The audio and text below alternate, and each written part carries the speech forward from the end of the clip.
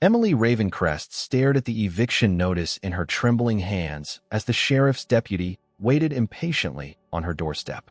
3 days. That's all the time she had left before losing the only home she'd ever known. "Ma'am, I need your signature acknowledging receipt," the deputy said, adjusting his belt. Emily scrawled her name across the bottom, her mind racing. The Hendersons had raised her since she was 5, taking her in when no one else would. Now, at 73 and 71, they faced losing their house because of medical bills that had spiraled beyond control after Margaret's stroke 6 months ago. The deputy left, and Emily walked back into the modest 2-story house in Beacon Hill where she'd grown up. Thomas Henderson sat in his worn leather chair, staring blankly at the wall. Margaret slept in the hospital bed they'd rented for the living room, her breathing shallow but steady. "Don't you worry about us, sweetheart," Thomas said without looking at her. "We'll figure something out." But Emily knew better. She'd already sold everything of value, worked 3 jobs, and begged every bank in Boston for a loan. The $200,000 they owed was an impossible mountain. Her phone buzzed. Unknown number. "Miss Ravencrest? This is Harrison Webb from Webb & Associates Legal Services. I have a proposition that might interest you." Emily stepped into the kitchen. "I'm not interested in whatever scam you're running." "It's not a scam. A client of mine is seeking a bride. He's willing to pay handsomely for the arrangement." "You've got to be kidding me. $1 million, Miss Ravencrest. Half up front, half after the ceremony. All you have to do is marry him and stay married for 1 year." Emily's knees nearly buckled. $1 million would save the Hendersons and give them enough to live comfortably for the rest of their lives. "What's the catch?" "No catch. My client is elderly and requires companionship. He's quite wealthy but prefers privacy. The arrangement would take place at his estate in Martha's Vineyard." Emily pressed her back against the kitchen counter. "What kind of man pays a stranger to marry him?"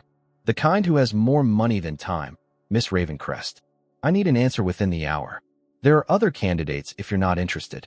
Emily looked through the doorway at Thomas, who was gently adjusting Margaret's blanket. These people had given her everything.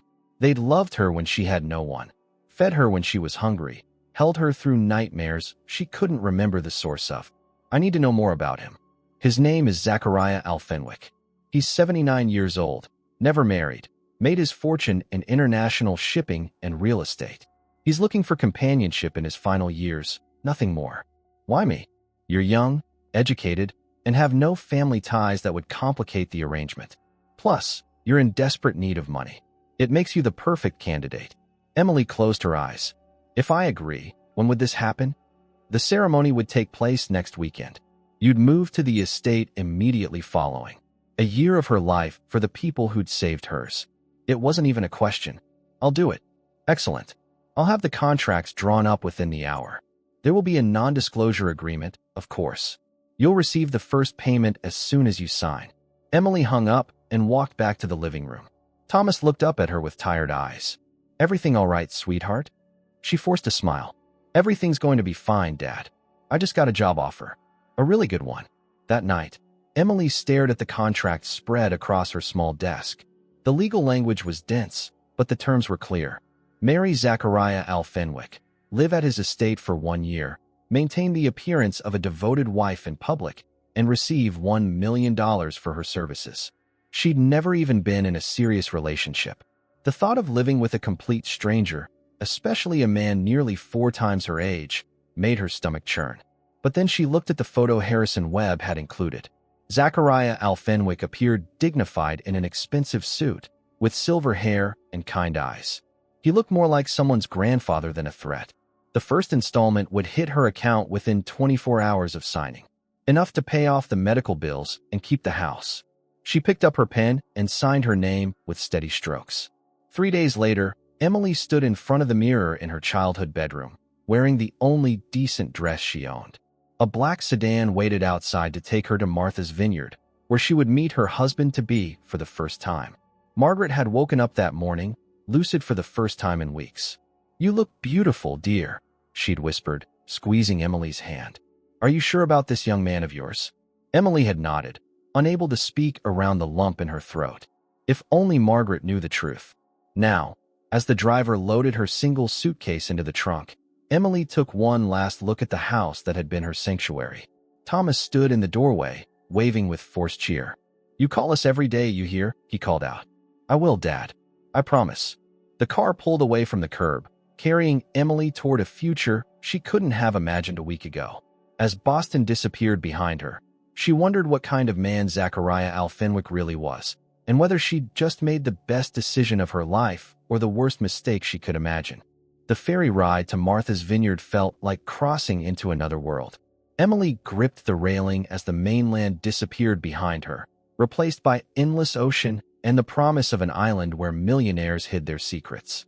The Al Fenwick estate sprawled across 20 acres of pristine coastline, its Georgian mansion rising like something from a movie set. Security guards waved the sedan through iron gates, and Emily caught glimpses of manicured gardens and guest houses scattered across the property. Harrison Webb waited on the front steps, his expensive suit and practiced smile making Emily feel underdressed in her simple black dress. "Miss Ravencrest, welcome to Windward Manor. Mr. Al Fenwick is waiting in the library." Emily followed him through marble hallways lined with oil paintings and antique furniture. Everything screamed old money and careful preservation of wealth across generations. The library doors opened to reveal floor-to-ceiling bookshelves and a man standing with his back to them, silhouetted against tall windows overlooking the ocean. When he turned, Emily's breath caught. Zachariah Al Fenwick was exactly as Harrison had described, silver-haired, distinguished, wearing an impeccably tailored navy suit. But something about his posture seemed wrong. He moved carefully, as if each step required concentration, and his handshake felt surprisingly weak. "Miss Ravencrest, thank you for coming." His voice carried a slight accent Emily couldn't place, cultured and measured. Up close, she noticed how pale his skin looked, almost translucent, and the way his expensive clothes hung loosely on his frame. "Please, call me Emily." "Emily, then. I trust your journey was comfortable." "Yes, thank you." Harrison cleared his throat. "I'll leave you two to get acquainted. The ceremony is scheduled for tomorrow at sunset in the garden pavilion. Very intimate, just the officiant and necessary witnesses." After Harrison left, an uncomfortable silence stretched between them. Emily studied Zachariah's face, trying to reconcile the man before her with the arrangement she'd agreed to. He seemed frail, almost fragile, nothing like the powerful businessman she'd imagined. "You're having second thoughts," he observed. "No, this is all very surreal." "Indeed it is. Would you like to see your room? Mrs. Patterson, my housekeeper, has prepared the blue suite for you." Emily followed him up a grand staircase, noting how he gripped the banister tightly. The blue suite was larger than the entire first floor of the Henderson house, complete with a sitting area, walk-in closet, and bathroom that belonged in a luxury hotel. "We'll have dinner at 8, Zachariah said from the doorway. "Nothing formal. I prefer to keep things simple." That evening, Emily sat across from her future husband in a dining room that could have seated 20 people. The meal was expertly prepared, but Zachariah barely touched his food, pushing it around his plate while asking polite questions about her background. She kept her answers vague, sticking to the story Harrison had helped her craft. Orphan young, raised by family friends, worked various jobs to make ends meet. No mention of the crushing debt or the real reason she was there. "You seem nervous," Zachariah said, setting down his fork. "Wouldn't you be, in my situation?" "Perhaps. But I want you to know that I don't expect anything from you beyond what we've agreed upon. This is a business arrangement, nothing more." Emily nodded, though his words somehow made her feel worse rather than better. The wedding ceremony the next evening was exactly as Harrison had promised, small, efficient, devoid of emotion. Emily wore a simple white dress Mrs. Patterson had somehow procured in her exact size. Zachariah stood beside her in his navy suit, his responses to the officiant barely audible. When the minister pronounced them husband and wife, Zachariah's kiss was brief and chaste, more like a handshake than anything romantic.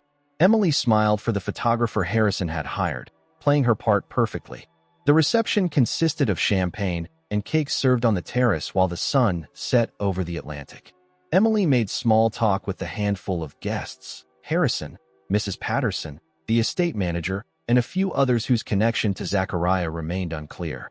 By 10 o'clock, everyone had gone home, leaving Emily alone with her new husband. They walked back to the house together, the silence between them heavier now that they were legally bound. "Your room is still prepared as you left it," Zachariah said as they reached the top of the stairs. "I don't expect you to share mine." Emily felt a mixture of relief and confusion. "Thank you. Good night, Emily. Tomorrow we can discuss the practical arrangements of our situation." She watched him disappear down the hallway toward the master suite, moving with that same careful gait she'd noticed earlier. In her room, Emily changed into pajamas and sat on the bed, staring at the wedding ring on her finger. The diamond was beautiful but felt foreign, like jewelry borrowed for a costume party. Around midnight, she heard movement in the hallway. Footsteps, but lighter than she'd expect from Zachariah. Emily crept to her door and pressed her ear against it. Someone was walking past, heading toward the stairs. Curiosity overcame caution. She opened her door a crack and peered out just in time to see a figure disappearing around the corner. But this person moved with fluid, confident strides. Nothing like the careful, measured steps of the man she'd married. Emily grabbed a robe and followed, her bare feet silent on the marble floors. She tracked the sound down to the first floor, through the kitchen, and toward what appeared to be a service entrance. Through the window, she saw someone walking across the moonlit garden toward a small cottage she hadn't noticed earlier. The figure paused at the cottage door and turned slightly. Emily's heart stopped. It was Zachariah, but not the frail, elderly man she'd married. This person stood straight and tall, moving with the easy confidence of someone decades younger. In the moonlight, she could make out broader shoulders, a different posture entirely. Emily pressed closer to the window, trying to make sense of what she was seeing. The man at the cottage door pulled something from his pocket, keys, and Emily caught a glimpse of his profile. The bone structure was similar to Zachariah's, but the face was fuller, the jaw stronger. And when he moved, it was with the fluid grace of someone in their 30s, not their 70s. The cottage door opened and closed, leaving Emily staring at nothing but empty garden. She stood there for several minutes, her mind racing through possible explanations. None of them made sense. Back in her room, Emily lay awake until dawn, replaying every interaction with Zachariah from the moment she'd arrived. The way he'd moved so carefully, as if performing each gesture. The loose-fitting clothes. The pale, almost makeup-like quality of his skin. And now this midnight walk to a cottage, moving like a completely different person. As the sun rose over Martha's vineyard, casting long shadows across her new prison of luxury, Emily realized she'd married a stranger who was hiding something far more complex than simple loneliness. The question was whether she was in danger, or if whatever game Zachariah Al Fenwick was playing might actually work in her favor. Either way, her new life had just become infinitely more complicated than a simple business arrangement. Emily woke to find a breakfast tray outside her door and a handwritten note on expensive stationery. "Business calls me away for the morning. Please make yourself at home. We'll have lunch together at 1. Z." She explored the mansion while Zachariah was gone, trying to piece together clues about the man she'd married. The house felt more like a museum than a home, with each room perfectly preserved but somehow lifeless. Family portraits lined the hallways, showing generations of Al Fenwicks, but Emily noticed something odd. Many of the more recent photos seemed to feature the same man at different ages, as if someone had carefully curated which images remained on display. In Zachariah's study, she found business documents scattered across an antique desk. Shipping manifests, real estate holdings, investment portfolios, all legitimate, all bearing his signature. But when Emily examined the handwriting more closely, she noticed subtle inconsistencies. Some documents showed a firm, confident script, while others displayed the shakier penmanship she'd expect from an elderly man. Mrs. Patterson appeared in the doorway, startling Emily. "Finding everything you need, Mrs. Al Fenwick?" The title felt strange. "Yes, thank you. This is quite a place. Been in the family for 3 generations. Mr. Zachariah's grandfather built it back in the 20s. The housekeeper's tone was neutral, but Emily caught something guarded in her expression. "He'll be back shortly. Perhaps you'd like to freshen up before lunch." At exactly 1 o'clock, Zachariah appeared in the dining room, once again moving with that careful, measured gait. Today he wore a gray sweater that seemed too large for his frame and used a walking stick Emily hadn't noticed before. "I hope you slept well." "Like a baby," Emily lied, studying his face. In daylight, She could see what looked like makeup around his hairline and temples, skillfully applied, but visible if you knew what to look for. Excellent. I thought we might discuss our public appearances today. There will be social obligations, charity galas, business dinners, that sort of thing. Nothing too strenuous. Emily nodded, playing along. What kind of story should we tell people about how we met? Keep it simple. We were introduced through mutual friends, had a whirlwind courtship. People will assume I'm a foolish old man who fell for a beautiful young woman, and you're a gold digger who struck it rich. Let them think what they want. His bluntness caught her off guard. That doesn't bother you? At my age, very little bothers me anymore. After lunch, Zachariah retreated to his study for what he called business calls, leaving Emily to wander the grounds. She made her way toward the cottage she'd seen him visit the night before, but found it locked tight with no windows she could peer through. Can I help you with something? Emily spun around to find a man in his 50s watching her from the garden path. He was tall, broad-shouldered, with the weathered look of someone who spent time outdoors. I'm Emily. I was just exploring. Marcus Thornfield. He extended a calloused hand. I manage the neighboring estate. Heard Zachariah got himself a wife. Congratulations. Something about his smile didn't reach his eyes. Thank you. Are you and Zachariah close? Our families go way back. Sometimes that's a blessing, sometimes it's not. Marcus glanced toward the cottage. That old place has been locked up for years. Nothing interesting in there. But the way he said it suggested otherwise. Emily filed the information away. Well, I should get back to the house. Of course. I'm sure we'll be seeing more of each other. Our families are practically joined at the hip around here. That evening, Emily dressed carefully for dinner, choosing a blue dress that Harrison had included in the wardrobe he'd arranged for her. When she came downstairs, she found Zachariah waiting in the living room with two other couples. Darling, I'd like you to meet some friends. Richard and Patricia Ashworth, and Charles and Vivian Thornfield. Emily's pulse quickened at the Thornfield name. Charles was older than Marcus, but shared the same predatory smile, while Vivian looked like she'd stepped out of a society magazine. Richard Ashworth was tall and distinguished with silver hair and cold eyes that seemed to catalog every detail of Emily's appearance.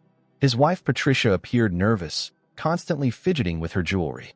So you're the young woman who captured our Zachariah's heart, Vivian said, her tone suggesting she found the entire situation amusing. I'm the lucky one, Emily replied, slipping her hand through Zachariah's arm. She felt him tense slightly at the contact. During dinner, the conversation flowed around island gossip, business dealings, and local politics. Emily noticed how carefully Zachariah chose his words, how he seemed to be performing rather than participating.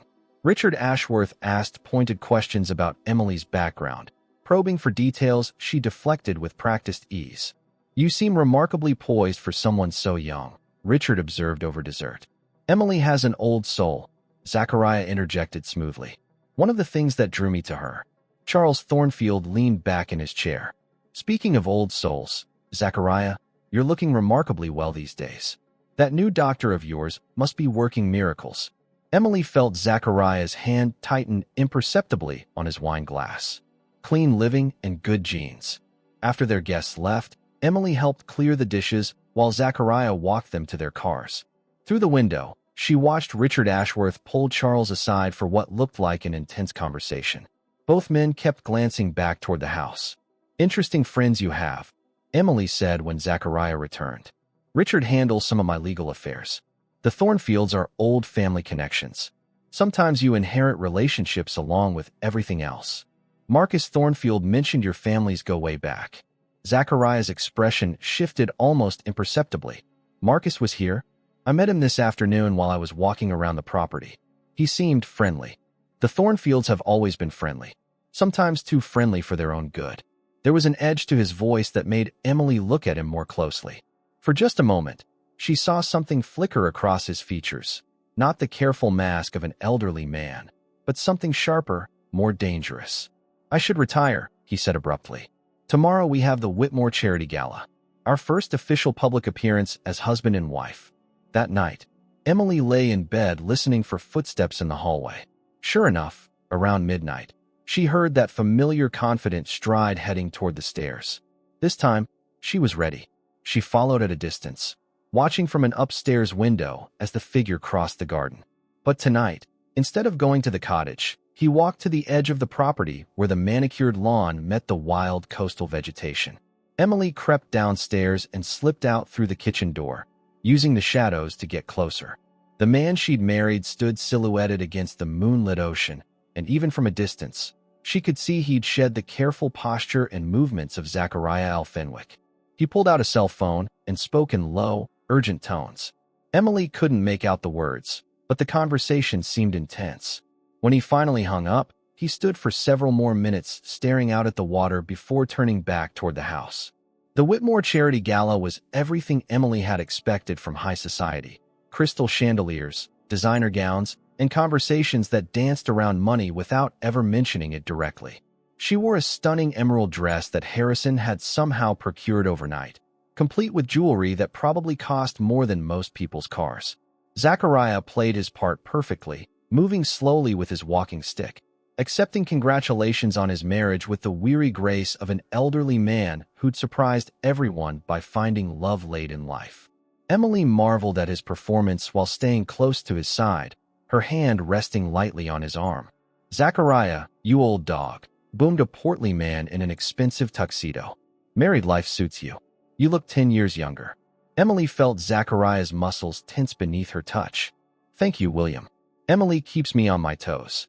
As the evening progressed, Emily noticed how certain people gravitated toward them while others seemed to keep their distance. Richard Ashworth worked the room with practiced ease, but she caught him watching them from across the ballroom more than once. During dinner, Emily found herself seated next to a woman named Catherine Whitmore, the event's hostess and apparently one of Martha's Vineyard social pillars. "Your husband is quite remarkable," Catherine said, cutting into her salmon. "I've known the Al Fenwick family for decades. Zachariah's transformation over the past few months has been extraordinary." "Transformation? Oh, you know how it is with men his age. Health issues, mobility problems. 6 months ago, he could barely make it through a dinner party. Now look at him, practically glowing with happiness." Emily glanced at Zachariah, who was deep in conversation with a banker about maritime shipping routes.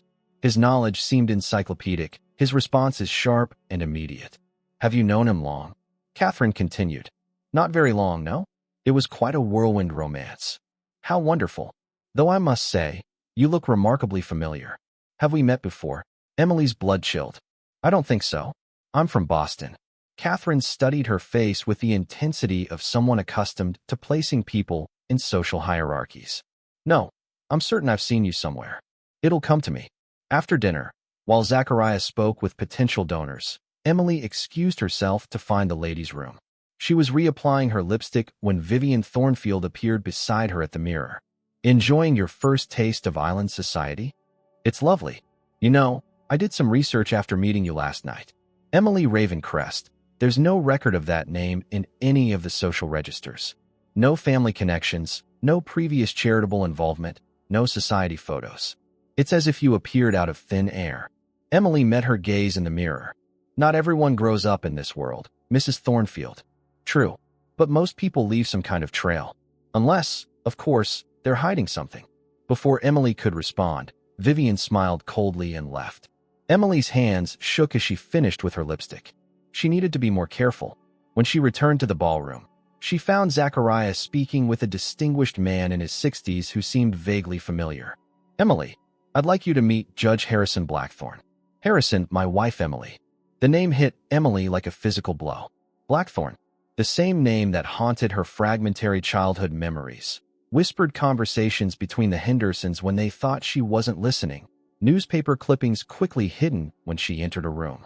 Judge Blackthorne took her hand, and Emily felt the world tilt on its axis. His eyes were the same shade of green as hers, and when he smiled, she saw her own dimple reflected in his weathered cheek. "It's a pleasure to meet you, my dear. You remind me of someone, though I can't quite place who." Emily's throat closed.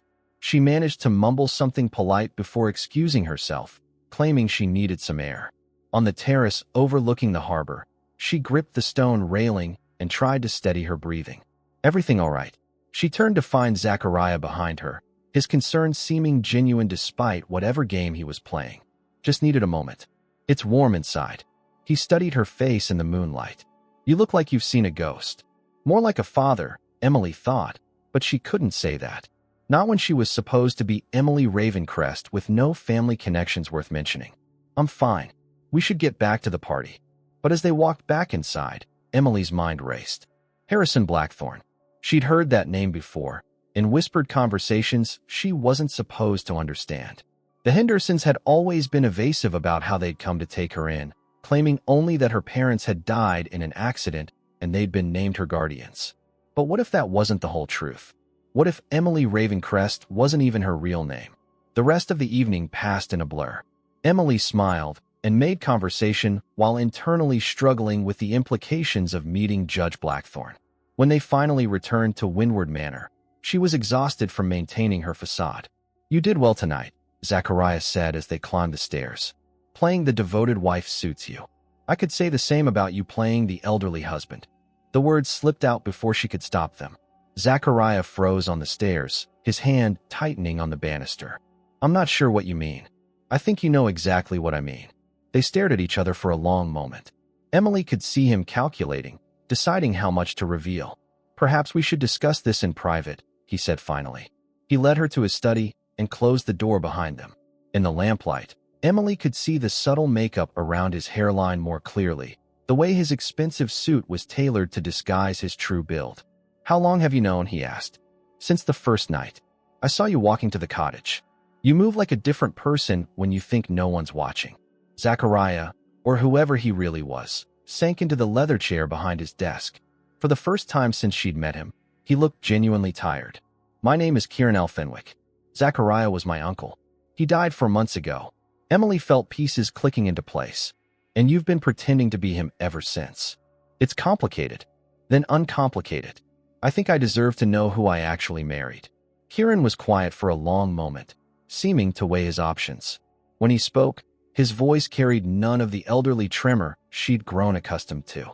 "Uncle Zachariah never married, never had children. When he died, I was his only heir. But there are people who would kill to get their hands on his fortune, and they've been circling like vultures for years. If they knew he was dead. So you became him. Temporarily. Just long enough to secure certain assets and expose the people who've been embezzling from his companies. But I needed a wife to make it convincing. Zachariah had been talking about marriage for months before he died. It was the perfect cover." Emily absorbed this information, trying to reconcile the frail elderly man she'd married with the vital 30-something sitting across from her. "What happens when people figure out the truth? They won't. At least, not until I'm ready for them to. And what about me? What happens to me when your charade is over?" Kieran met her eyes. "You'll get exactly what we agreed upon. $1 million and your freedom." Emily stood to leave, then turned back. For what it's worth, Judge Blackthorne seemed like a decent man. Harrison Blackthorne is one of the few honest people in this social circle. "Why do you ask?" Emily hesitated at the door. If Kieran could share his secrets, maybe it was time to share hers. "I think he might be my father." She left Kieran staring after her, too stunned to respond. Back in her room, Emily sat by the window looking out at the moonlit ocean. Two people living under the same roof, both hiding their true identities, both running from pasts that refused to stay buried. Tomorrow she would start digging into her own family history. If she was going to be trapped in this elaborate deception, she might as well use it to find answers to questions that had haunted her entire life. After all, if Kieran L. Fenwick could become someone else entirely, maybe Emily Ravencrest could discover who she really was underneath the lies. Emily woke to find Kieran gone and a note explaining he'd been called away on urgent business. She spent the morning in the estate's library, researching everything she could find about the Blackthorne family. What she discovered made her stomach churn with possibility and dread. 23 years ago, Harrison and Margaret Blackthorne's 5-year-old daughter had been kidnapped from their Boston home. Despite a massive FBI investigation and $1 million reward, Emily Blackthorne had never been found. The case had destroyed the marriage. Margaret had died by suicide 2 years later, and Harrison had never remarried. Emily stared at the grainy newspaper photo of herself as a child. The resemblance was undeniable, down to the distinctive green eyes and dimpled chin. But how had she ended up with the Hendersons, and why had they kept the truth from her for so long? Her phone rang, startling her from her research. "Emily, darling, it's Catherine Whitmore. I hope you don't mind me calling." Of course not. I remembered where I'd seen you before. There's a photograph in Judge Blackthorn's office, his daughter who was taken years ago. The resemblance is quite striking. Emily's mouth went dry. I'm sure lots of people have similar features. Perhaps. But combined with your mysterious background, it does make one wonder. I thought you should know that people are starting to talk. After Catherine hung up, Emily realized how precarious her situation had become. If people connected her to the Blackthorn kidnapping, questions would arise that could expose both her identity and Kieran's deception. She was pacing the library when Marcus Thornfield appeared at the French doors leading to the garden. Mrs. Elfenwick? Sorry to disturb you, but I was hoping we could chat. Something about his presence made Emily uneasy, but refusing would seem odd. She led him into the library, noticing how his eyes immediately swept the room, cataloging details. Quite a collection Zachariah has here. I don't suppose he's shown you the rare manuscripts locked in his safe? I wouldn't know about that. Marcus smiled, but it didn't reach his eyes. Of course not. You haven't been married long enough to learn all his secrets yet. He moved closer, ostensibly to examine a first edition volume, but Emily felt trapped against the bookshelf. You know, my family has been watching the Elfenwicks for generations. We notice things. Changes in behavior, inconsistencies in routine. I'm not sure what you're implying. I'm not implying anything. I'm stating facts. Zachariah Elfenwick died 4 months ago of a heart attack in a private clinic in Switzerland. The man you married is an imposter. Emily's blood turned to ice. That's ridiculous. Is it? Then you won't mind if I share my suspicions with Judge Blackthorn. I'm sure he'd be very interested to learn that the young woman who looks exactly like his kidnapped daughter has married a dead man. The threat was clear. Marcus knew about both deceptions and was prepared to use them. What do you want? Access to Zachariah's private papers, financial records, business contracts, investment portfolios. Things that would normally pass to his heir upon death. Even if what you're saying were true, I wouldn't have access to those things. Marcus stepped closer, his proximity making Emily's skin crawl. But your husband would. And husbands share things with their wives, don't they? Before Emily could respond, they heard a car in the driveway. Marcus immediately stepped back, his threatening demeanor replaced by a neighborly smile. Think about what I've said, Mrs. Elfenwick. I'll be in touch soon. He left through the garden doors just as Kieran entered the library through the main entrance. Even in his elderly disguise, Emily could see the tension in his shoulders. What did Marcus Thornfield want? How did you know he was here? I saw his car leaving as I arrived. The Thornfields don't make social calls. Emily debated how much to tell him, then decided honesty was her only option given the circumstances. He knows you're not Zachariah. He wants access to your uncle's private papers in exchange for his silence. Kieran's facade cracked completely. When he spoke, his voice carried the sharp edge of someone much younger and far more dangerous than the elderly man he portrayed. What exactly did he say? Emily repeated the conversation word for word. Kieran listened without interruption, his jaw tightening with each detail. He also knows about me, Emily added. About the connection to Judge Blackthorn. How much does he know? Enough to destroy both of us if he chooses to. Kieran was quiet for several minutes, staring out at the ocean. When he turned back to Emily, she saw something in his expression that hadn't been there before, a cold calculation that made her realize she'd underestimated him. Marcus Thornfield has been embezzling from Elfenwick Industries for over a decade. He's stolen millions, hidden behind his role as estate manager and family friend. Uncle Zachariah was close to exposing him when he died. So this is about money. It's about survival. If Marcus gets his hands on those papers, he can destroy the evidence of his theft and probably frame me for it in the process. Emily felt a chill that had nothing to do with the ocean breeze. What are you going to do? What I have to do? That evening, Emily dressed for dinner with extra care, hyper-aware that every interaction was now potentially dangerous. Kieran appeared in the dining room in his Zachariah disguise, but she could see the tension beneath his performance. We need to talk about your safety, he said once Mrs. Patterson had served dinner and left them alone. My safety? The Thornfields don't make idle threats. If Marcus thinks you're a liability, he won't hesitate to eliminate the problem. Emily's fork clattered against her plate. Eliminate? You're the only witness to his blackmail attempt. And if he's figured out who you really are, you represent a different kind of threat entirely. What do you mean? Kieran hesitated, then seemed to make a decision. Judge Blackthorne never stopped looking for his daughter. He spent millions on private investigators, followed every lead, no matter how remote. If Marcus connects you to that case, he could use it to manipulate the judge. Or he could just turn me over to the authorities and claim the reward. There's no reward anymore. Harrison Blackthorne withdrew it years ago when he realized it was attracting con artists and false leads. But your existence would still be valuable to someone who wanted leverage over a federal judge. Emily pushed her food around her plate, her appetite gone. So what do? We accelerate our timeline. I was planning to take months to expose the Thornfields' financial crimes, but we don't have that luxury anymore. How do we do that? By giving them exactly what they want. Access to Zachariah's papers. Emily stared at him. That sounds like surrendering. It's called strategy. Sometimes the best way to catch a thief is to let them steal something you want them to have. Later that night, Emily lay awake listening for Kieran's midnight walks. When she heard his footsteps in the hallway, she made a decision that surprised even her. Instead of following secretly, she opened her door and stepped into the corridor. Mind if I join you? Kieran froze, caught between his public and private personas. In the dim hallway light, Emily could see him more clearly.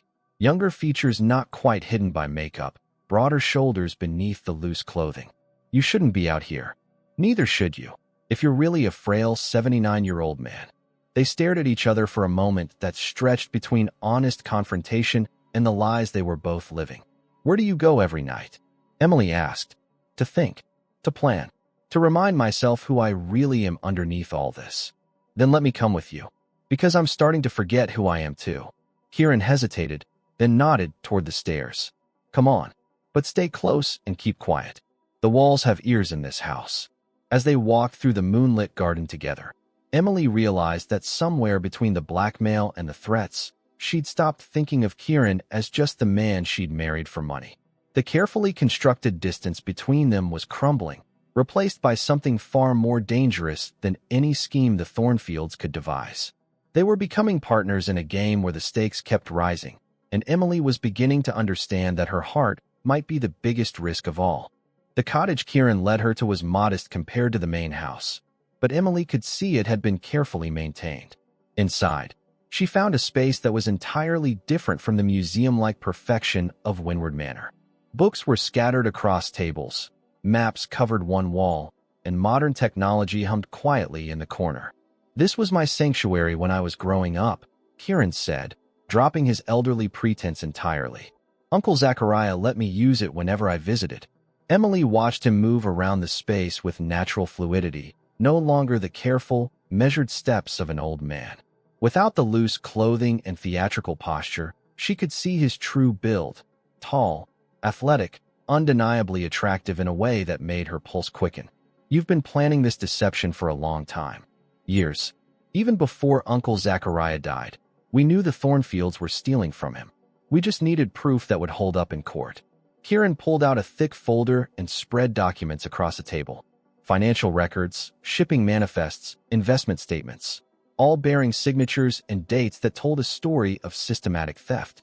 Marcus has been skimming money from shipping contracts, inflating maintenance costs for the estate, and creating fake investment accounts. Over the past decade, he's stolen close to $15 million. Emily studied the papers, amazed by the complexity of the scheme. Why didn't your uncle just fire him? Because Marcus is smart. Every theft was small enough to hide in the normal fluctuations of business, and he made sure to have leverage over anyone who got too close to the truth. What kind of leverage? Kieran's expression darkened. Marcus has been documenting the private lives of everyone in this social circle for years. Affairs, financial troubles, family secrets. He knows where all the bodies are buried. Emily thought about Marcus's threatening tone earlier, including yours, especially mine. The Thornfield and Al Fenwick families have been connected for generations, but not in a good way. There's bad blood going back decades, and Marcus has never forgotten it. What happened? Kieran was quiet for a moment, staring out the cottage window toward the main house. Marcus's grandfather tried to buy Al Fenwick Industries during the Depression when my great-grandfather was struggling. When the deal fell through, the Thornfields lost everything. Marcus grew up believing his family's poverty was our fault, and now he's trying to take back what he thinks is owed to him, by any means necessary. which is why you're in danger, Emily. You're not just a witness to his blackmail. You're a complication he didn't plan for. Emily moved closer to the table, studying the financial documents. As she leaned over, she became acutely aware of Kieran standing beside her. Without the elderly disguise, everything about him was different. His scent, his presence, the way he seemed to fill the small space. "There's something else," Kieran said, his voice lower than before. "Something I should have told you earlier." Emily looked up to find him watching her with an intensity that made her breath catch. "What?" "The marriage contract you signed. It's legally binding. Under Massachusetts law, you're entitled to half of everything I inherit as Zachariah's heir. I don't want your money. I know. That's what makes you different from everyone else in my life." The air between them seemed charged with electricity. Emily was suddenly conscious of how alone they were, how the cottage felt like a world apart from the lies and deceptions of the main house. "We should get back," she said, but she didn't move away from him. "Emily." Her name on his lips sounded different without the elderly tremor. "I need you to know that when this is over, when the thornfields are exposed and I can drop this charade, you'll be free to go. No strings attached. And if I don't want to go?"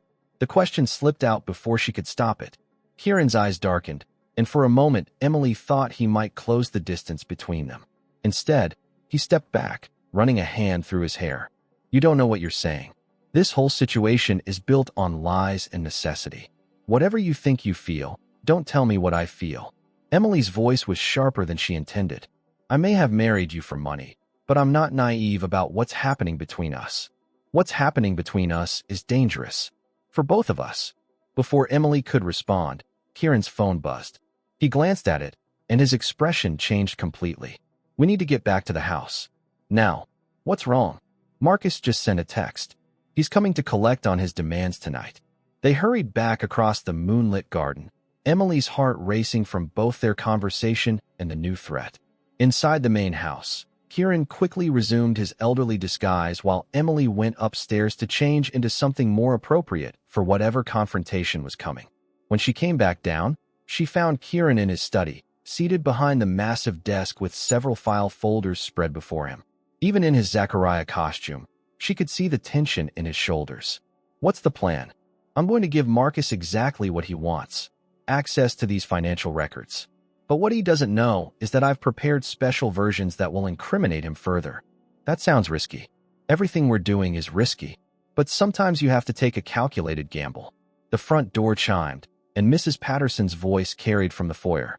"Mr. Marcus Thornfield to see you, sir." "Send him in," Kieran called, his voice once again carrying the elderly tremor of Zachariah. Marcus entered the study with the confidence of a man who believed he held all the cards. Emily noticed he wasn't alone. A younger man with cold eyes followed him into the room. "Zachariah, Emily, thank you for seeing us so late. This is my associate, David Crane." Crane nodded but didn't speak, his gaze moving around the room with professional assessment. Emily realized he was likely more than just an associate. "Marcus tells me you've been having some interesting conversations," Kieran said carefully. "Indeed we have. I trust Emily shared the details of our discussion earlier." "She did. And I must say, your accusations are quite serious." Marcus smiled coldly. "They're not accusations if they're true. But I'm a reasonable man, Zachariah. I'm willing to keep certain information private in exchange for access to specific documents." Kieran gestured to the folders on his desk. "These contain everything you've requested. Financial records, investment portfolios, business contracts going back 15 years. Emily watched Marcus's eyes light up with greed. This was what he'd been working toward for months, maybe years. "Excellent. David will need to authenticate the documents, of course." Crane moved forward and began examining the papers with the practiced eye of someone familiar with financial fraud. Emily held her breath, hoping Kieran's alterations wouldn't be detected. "Everything appears to be in order," Crane said after several tense minutes. Marcus gathered the folders with obvious satisfaction. "Pleasure doing business with you, Zachariah. I trust this concludes our arrangement." "Not quite." Kieran's voice carried a steel edge that made Emily's pulse quicken. "You see, Marcus, I've been documenting our conversations as well." Marcus froze. "What are you talking about?" Kieran pressed a button on his desk, and Emily heard her own voice filling the room, recounting Marcus's blackmail threats from earlier that day. The recording was crystal clear, every word of Marcus's extortion attempt preserved for posterity. "You recorded me." Marcus's face flushed red with anger. "I recorded everything, including your confession about knowing Zachariah Al Fenwick is dead." Crane's hand moved inside his jacket, but Kieran was faster. Emily heard a drawer slide open and saw the glint of metal in the lamplight. "I wouldn't recommend that, David. This study has been equipped with some very sophisticated security measures." The next few seconds unfolded like a nightmare. Crane pulled a gun just as Kieran dove across the desk. Emily screamed and threw herself behind a leather chair as the two men struggled. Marcus shouted something about the police, but his words were drowned out by the sound of shattering glass. When the chaos ended, Crane was unconscious on the floor and Marcus was pressed against the wall with Kieran's gun pointed at his chest. The elderly facade had completely disappeared. Kieran moved and spoke with the deadly precision of someone much younger and far more dangerous than Marcus had anticipated.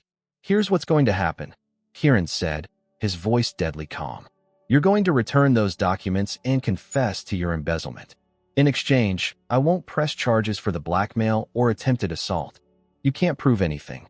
I can prove everything. And if you doubt me, remember that I've been planning this much longer than you have." Marcus looked between Kieran and the unconscious Crane, realizing his leverage had evaporated. "This isn't over," he snarled, but Emily could hear the defeat in his voice. "Yes, it is." After Marcus dragged Crane from the study and left the estate, Emily emerged from behind the chair on shaking legs. Kieran immediately moved to her side, his hands gentle as he checked for injuries. "Are you hurt?" "No, just scared. I'm sorry you had to see that. This should never have involved you." Emily looked up at him, seeing the man behind all the masks for the first time. "But it did involve me, and I'm not going anywhere." Something shifted in Kieran's expression. Without the elderly disguise or the careful distance they'd maintained, Emily could see the desire he'd been fighting. When he cupped her face in his hands, she didn't pull away. "Emily, this is complicated. I know exactly how complicated it is. But I also know what I want." When Kieran kissed her, it was with the desperate intensity of someone who'd been denying himself for too long. Emily melted into his arms, all the fear and tension of the evening transforming into something entirely different. They were no longer strangers bound by a business arrangement. They were two people who'd found each other in the middle of a dangerous game, and Emily realized she was willing to risk everything to see where this connection might lead. Emily woke to find Kieran already gone from her bed, the morning light streaming through windows she didn't recognize. The events of the previous night came flooding back. The confrontation with Marcus, the kiss that had changed everything, and the way Kieran had finally dropped every pretense between them. She found him in the cottage, fully dressed, and staring at his phone with an expression that made her stomach drop. "What's wrong?" Marcus didn't go quietly. He's been making calls all night, to Richard Ashworth, to contacts in Boston, to people who have no business knowing about our situation. Emily wrapped her robe tighter around herself. "What kind of calls?" "The kind that put both of us in immediate danger. Ashworth is already asking questions about the legality of our marriage, and Marcus has been spreading rumors about your identity." Kieran showed her his phone screen, displaying a series of text messages that made Emily's blood run cold.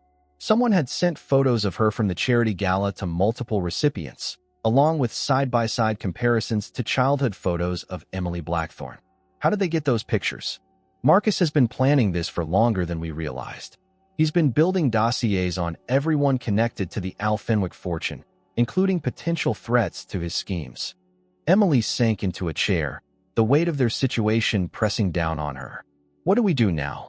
"We accelerate everything. I'm calling a meeting with Judge Blackthorne today." "Absolutely not." "Emily, listen to me. If Marcus is right about who you are, then Harrison Blackthorne deserves to know his daughter is alive. And if he's not right, then we need the judge's protection from what's coming." Before Emily could argue, Kieran's phone rang.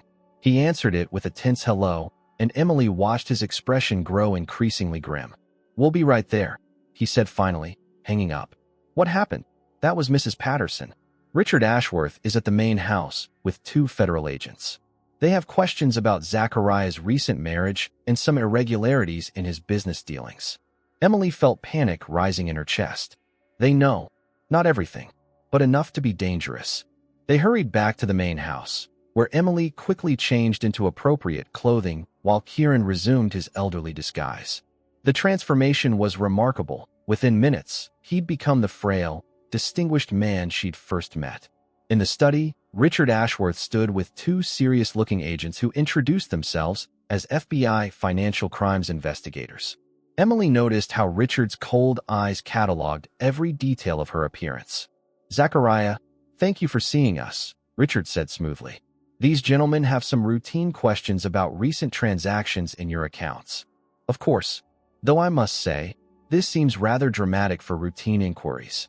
Agent Martinez, a woman in her 40s with steel-gray hair, consulted her notes. "Mr. Alfenwick, can you account for several large transfers that occurred in the weeks following your marriage?" Emily felt Kieran tense beside her, though he maintained his elderly demeanor perfectly. "My wife and I have been making some charitable donations and investments. All perfectly legal, I assure you. We're also investigating claims that you may not be who you claim to be," Agent Chen said bluntly. The room fell silent. Emily could hear her own heartbeat pounding in her ears. "I'm sorry, I don't understand," Kieran said with just the right note of confused indignation. Richard stepped forward with obvious satisfaction. "What Agent Chen means is that we've received credible information suggesting that Zachariah Alfenwick died several months ago, and that you are an imposter who married this young woman to gain access to his fortune." Emily watched Kieran's performance, amazed by his composure under pressure. "That's absurd. Richard, you've known me for years." "Have I? Because the Zachariah Alfenwick I knew could barely walk up a flight of stairs 6 months ago. Yet here you are, looking remarkably robust for a man who was supposedly on death's door." Agent Martinez studied both Emily and Kieran carefully. "We'll need to see identification documents, financial records, and medical records going back at least a year. Of course, Mrs. Patterson can show you to my office where—" Kieran's words were cut off by the sound of breaking glass from somewhere in the house. Everyone froze as they heard footsteps running across the main floor. "Nobody move," Agent Chen said, his hand moving to his weapon. But the footsteps were already on the stairs, and Emily heard Marcus Thornfield's voice shouting from the hallway. "They're in the study. Both of them." The door burst open and Marcus entered with 3 armed men Emily didn't recognize. The FBI agents immediately drew their weapons, creating a standoff that made Emily's knees weak with terror. "Federal agents, drop your weapons." "I don't think so," Marcus said with deadly calm. "You see, these gentlemen work for some very interested parties who have invested heavily in seeing this situation resolved." Emily realized with growing horror that Marcus had escalated far beyond simple blackmail. The men with him weren't local thugs. They moved with military precision and carried weapons that suggested serious backing. "What do you want, Marcus?" Kieran demanded, dropping his elderly pretense entirely. "What I've always wanted. The Alfenwick fortune and revenge for what your family did to mine." Agent Martinez kept her weapon trained on Marcus's men. "Mr. Thornfield, you're making this situation much worse for yourself. Actually, I'm making it better. You see, I have information these agents need, and they have resources I can use. It's what you might call a mutually beneficial arrangement." Emily felt sick as she realized the implications. Marcus had made a deal with federal investigators, trading information about Kieran's deception for immunity and a share of whatever assets could be recovered. "The only problem," Marcus continued, "is that Mrs. Alfenwick here represents a complication none of us anticipated." "What are you talking about?" Agent Chen demanded. Richard Ashworth smiled coldly. "What Marcus is trying to say is that Emily Ravencrest doesn't exist. She's actually Emily Blackthorne, the federal judge's daughter who was kidnapped 23 years ago." Emily's world tilted on its axis. The truth she'd been running from was now being used as a weapon against her. "That's impossible," Agent Martinez said. "Emily Blackthorne was never found. Because she was hidden in plain sight," Marcus said. "Raised by a family named Henderson who were paid handsomely to keep quiet about her identity." Emily found her voice. "You're lying." "Am I? Then explain why the Hendersons never legally adopted you despite raising you for 15 years. Explain why they always had money for your education despite their modest means. Explain why they conveniently needed exactly the amount of money you'd receive from this marriage arrangement." The pieces fell into place with sickening clarity. The Hendersons' evasiveness about her past, their financial struggles that seemed to appear and disappear, the way they'd always discouraged her from asking too many questions about her early childhood. They were being paid to keep you hidden, Marcus continued. But by whom and why? That's the real question. Kieran stepped protectively in front of Emily. Whatever game you're playing, Marcus, leave her out of it. I'm afraid that's not possible. You see, Emily's true identity makes her incredibly valuable to certain people. People who have been looking for leverage over Judge Blackthorne for a very long time. Agent Chen looked confused. Are you saying this is connected to an ongoing federal investigation? I'm saying this is bigger than a simple marriage fraud case, Richard said. Judge Blackthorne has been presiding over some very sensitive cases involving organized crime families. Having his long-lost daughter suddenly reappear gives certain parties significant influence over his decisions. Emily felt the walls closing in around her. She wasn't just caught in Kieran's deception anymore. She was a pawn in a much larger game involving federal judges, organized crime, and conspiracies that stretched back decades. What do you want? Kieran asked again, his voice deadly quiet. Marcus smiled. I want you to choose. Your freedom or hers. You can walk away right now, disappear forever, and Emily goes with my associates to have a long overdue reunion with her father. Or you can try to protect her and face federal charges for fraud, identity theft, and conspiracy. Emily looked at Kieran and saw the agony in his eyes. He was calculating odds, weighing options, trying to find a way to save them both. But she could see him reaching the same conclusion she had. There was no way out that didn't require sacrifice. Don't, she said quietly. Don't give up everything for me. Emily, I mean it. Whatever happens to me, don't let them win. Kieran met her eyes. And in that moment, Emily saw the depth of what had grown between them. It wasn't just attraction or convenience anymore. It was something worth fighting for, even if the fight was doomed. I'm sorry, Kieran said, but he wasn't talking to Marcus or the agents. He was talking to Emily, and she realized with a mixture of terror and fierce pride that he was about to do something incredibly brave and incredibly stupid. The man she'd married for money was about to risk everything to save her, and Emily knew that whatever happened next would change both their lives forever. Kieran moved faster than anyone expected. In one fluid motion, he triggered a hidden panic button on his desk, while simultaneously pulling Emily behind the massive mahogany furniture.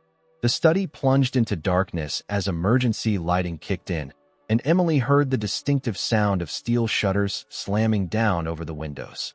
Zachariah had this room converted into a safe room years ago, Kieran shouted over the chaos. Marcus never knew about the upgrades.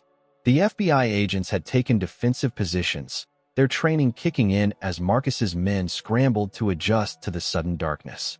Emily heard Richard Ashworth cursing as he stumbled into furniture. This won't work forever, Agent Martinez called out. We need to resolve this situation. I agree, came a new voice from the doorway. Emily looked up to see Judge Harrison Blackthorne stepping into the study, flanked by additional federal agents.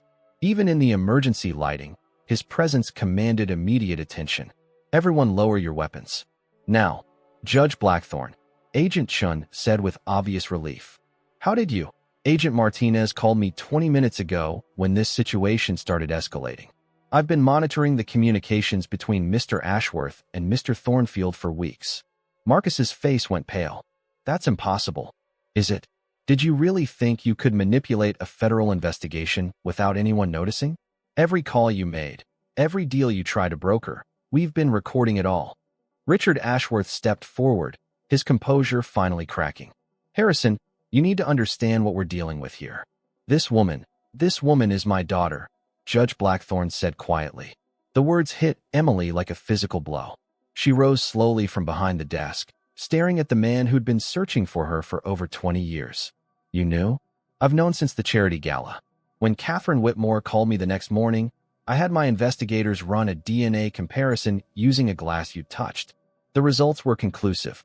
Emily felt Kieran's hand find hers in the darkness, anchoring her as her world shifted completely.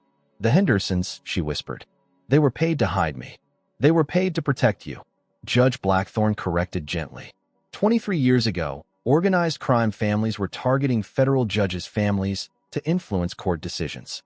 When you were taken, it wasn't for ransom. It was to control me. Emily's knees nearly buckled as the truth crashed over her. But you found me. My investigators found you after 2 years, living with the Hendersons. They'd rescued you from your actual kidnappers, but they knew returning you to me would just make you a target again. So we made a deal. They would raise you safely, away from the spotlight, and I would ensure you were provided for from a distance. Marcus snarled with frustration. Touching family reunion, but this doesn't change anything. The fraud charges against your boyfriend still stand. Actually, they don't, Agent Martinez said, consulting her phone. Judge Blackthorne, the financial records we recovered from Mr. Thornfield's operation tell a very interesting story. Emily watched as the pieces fell into place around them. Agent Chun had secured Marcus's men, while Richard Ashworth stood in handcuffs looking like his world had collapsed. It turns out, Agent Martinez continued, that Marcus Thornfield has been running an elaborate identity theft and extortion ring targeting wealthy families throughout New England. He's been stealing identities, forging documents, and blackmailing people for years, including forging documents that made it appear Zachariah Alfenwick had died, Agent Chen added. The death certificate was fake, created to support Marcus's plan to steal the Alfenwick fortune. Emily stared at Kieran. You really are Zachariah? I really am. Marcus convinced me to fake my own death to flush out his network, but the plan got complicated when he started targeting other families. That's when I realized I needed a partner I could trust completely. So the marriage was real from the beginning. I never lied to you about that, Emily. I just couldn't tell you the whole truth until I was sure you'd be safe. Judge Blackthorne stepped forward, his eyes moving between Emily and Kieran. Mr. Alfenwick, I believe you, and I need to have a conversation about your intentions regarding my daughter. Emily felt heat rise in her cheeks. Dad, can I call you that? Kieran and I can handle our own relationship. Can you? Because it seems to me that you've both been so busy lying to each other that you haven't had a chance to figure out what's real between you. Kieran met the judge's stern gaze without flinching. With respect, sir, I know exactly what's real. I love your daughter. The marriage may have started as a cover story, but everything I feel for Emily is genuine. And you, Emily? How do you feel about being married to a man who involved you in a federal investigation without your knowledge? Emily looked at Kieran, seeing him clearly for the first time without any disguises or deceptions between them. I feel like I finally found someone worth fighting for. Someone who risked everything to keep me safe, even when it would have been easier to walk away. Even though he lied to you, even though we both lied to each other. Sometimes people do the wrong things for the right reasons. Agent Martinez cleared her throat. If we're finished with the family counseling session, we have arrests to process and evidence to catalog. Marcus was led away in handcuffs, still spitting threats and accusations. Richard Ashworth followed, his expensive suit rumpled and his political career clearly over. Their associates would face federal charges for conspiracy, extortion, and attempted kidnapping. As the law enforcement officers filed out, Judge Blackthorne approached Emily and Kieran. I want you to know that I don't blame either of you for the deceptions. You did what you had to do to survive a dangerous situation. What happens now? Emily asked. Now you get to make your own choices. About your name, your life, your future. About whether you want to be Emily Blackthorne or Emily Alfenwick or something else entirely. Emily looked at Kieran, who was watching her with an expression of hope and terror. What I want, she said slowly, is to start over. With the truth this time. No more lies, no more hiding, no more pretending to be people we're not. Kieran stepped closer. Emily, I know this has been overwhelming.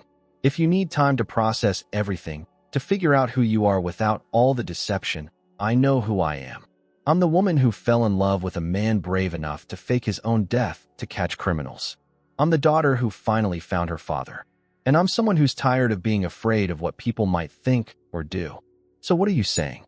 Emily smiled, feeling lighter than she had in months. I'm saying we should get married. For real this time. No contracts, no business arrangements, no hidden agendas. Just two people who love each other despite all the chaos. Kieran's answering smile was brilliant. Are you proposing to me, Mrs. Alfenwick? I think I am, Mr. Alfenwick. Judge Blackthorne cleared his throat. If you're serious about this, I'd be honored to perform the ceremony. It seems only fitting that I get to officiate my daughter's real wedding.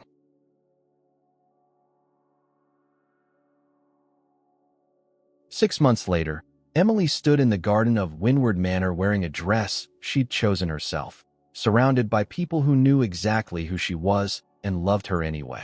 The Hendersons sat in the front row, tears streaming down their faces as they watched the little girl they protected grow up and claim her happiness.